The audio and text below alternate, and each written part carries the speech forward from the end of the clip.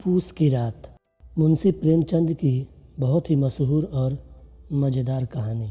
आइए सुनते हैं। हल्कू ने आकर अपनी बीवी से कहा। उसकी बीवी मुन्नी झाड़ू लगा रही थी। सहना आया है, लाओ जो रुपए रखे हैं उसे दे दूं, किसी तरह गला तो छूटे। 3 ही तो रुपए हैं, दे दोगे तो कम्मल कहाँ से आवेगा? माघ पूस की रात जाड़े में कैसे कटेगी? उससे कह दो फसल पर दे देंगे, अभी नहीं। हल्कू एक क्षण निश्चित दशा में खड़ा रहा। वह सोचता है, पूस सिर पर आ गया। कंबल के बिना जाड़े में रात को वह किसी तरह सो नहीं सकता। खेतों में बहुत ठंड पड़ती है। मगर सहना मानेगा नहीं, घुटकियां जमावेगा, गालियां देगा। बला से जाड़ों में मरेंगे, बला तो सिर से टल जाएगी। यह सोचता हुआ वह अपना भारी भरकम डील लिए हुए बीबी के करीब आ गया और बड़ी ही खुशामद करके बोला, दे दो, गला तो छूटे, कम्मल के लिए कोई दूसरा उपाय सोचेंगे। मुन्नी उसके पास से दूर हट गई और वो गुस्से में आंखें तरेरती हुई बोली, कर चुके दूसरा उपाय, जरा सुनूं तो कौन सा उपाय करोगे? कोई खैरात दे देगा क्या कम्मल? न जाने कितनी कर्ज बाकी है जो किसी तरह खत्म ही नहीं होती। मैं कहती हूँ तुम क्यों नहीं खेती छोड़ देते, मर मर काम करो, उपज हो तो बकाया दे दो। बाकी चुकाने के लिए ही तो हमारा जन्म हुआ है, पेट के लिए मजूरी करो, ऐसी खेती से बाज आए। मैं रुपए न दूंगी, न दूंगी।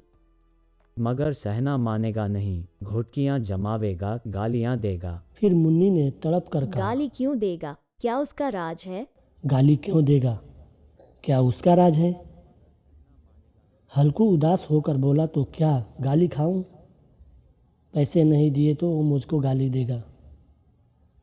मगर यह कहने के साथ ही हल्कू की तनी हुई भौहें भी ढीली पड़ गई। हल्कू के उस वाक्य में जो कठोर सत्य था वह मानो एक भीषण जंतु की भांति उसे घूर रहा था, उसे कचोट रहा था। मुन्नी ने जाकर आले पर से रुपए निकाले और लाकर हल्कू के हाथ पर रख दिए। हल्कू पैसा लेकर चल दिया। शाम होते ही हल्कू अपनी खेत की रखवाली के लिए घर से निकल पड़ता है। उसके साथ साथ उसका कुत्ता जबरा भी उसके साथ में चला जाता है। दोनों चलते चलते अपने खेत में पहुंचते हैं। चारों तरफ से अंधेरा था और ठंड भी लग रहा था। हल्कू खेत में एक पुराने चादर ओढ़कर एक किनारे बैठ जाता है और वह कांपते रहता है। उसके खाट के नीचे ही उसका कुत्ता जबरा भी कू कू कर रहा था। कुत्ते को भी बहुत ठंड लग रही थी, तो वह अपने कुत्ते जबरा से बातें करने लगा और उसे खरी खोटी सुनाते हुए बोला, अगर वह घर पर ही रहता तो उसे ठंडी नहीं लगती। अब यहाँ आए हो तो अपनी नानी को याद करो, ठंडी झेलो।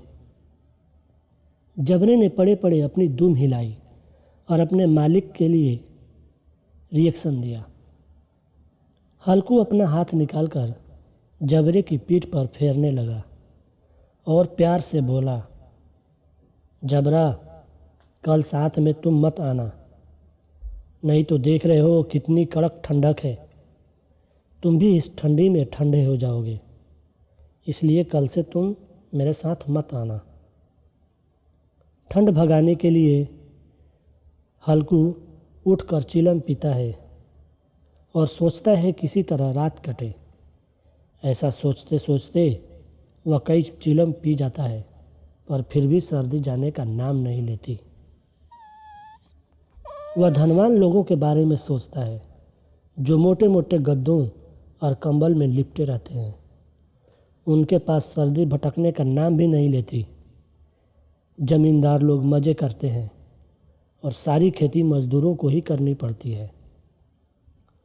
उस वक्त उसे जबरे का ही सहारा था। वह कुत्ता भी स्वामी के प्रति वफादारी दिखाते हुए अपने दोनों पंजे उसके घुटनों पर रख देता है। उसकी गर्म सांस हल्कू को छूने लगती है। हल्कू किसी तरह सोने की कोशिश करती है।